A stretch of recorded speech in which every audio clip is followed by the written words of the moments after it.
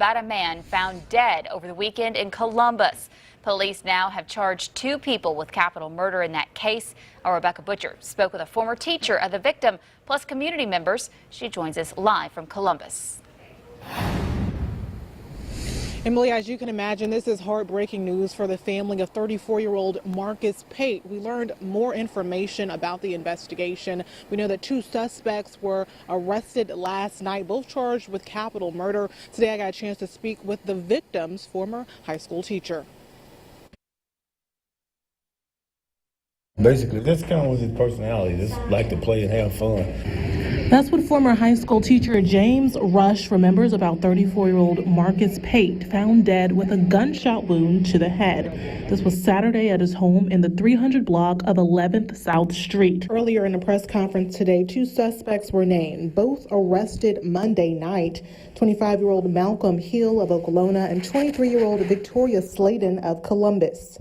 Typically, when you have someone shot in the back of the head with no witnesses, that's a very difficult case to get an arrest on. Especially since there were no eyewitnesses. Authorities say the 2 knew the victim and there was no forceful injury. Police Chief Fred Shelton says that drugs were involved and that there was a conspiracy to commit armed robbery. Every case involves the taking of a human life is important. One of the things that I think was initially that helped us is that all of our investigators showed up on the scene. But this isn't the first time a person has been found dead in the area.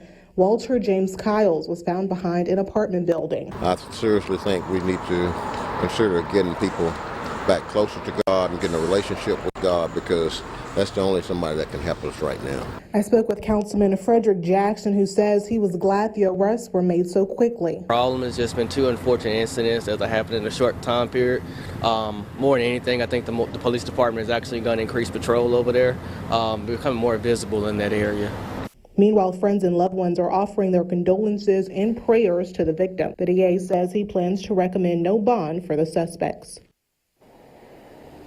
And this weekend, a balloon release is scheduled for the victim, and the family has announced online that funeral arrangements will be held at Shiloh Full Gospel Church next Saturday. Of course, stay with us as we continue to learn more in this case. But for now, reporting live in Columbus, I'm Rebecca Butcher, WTVA 9 News.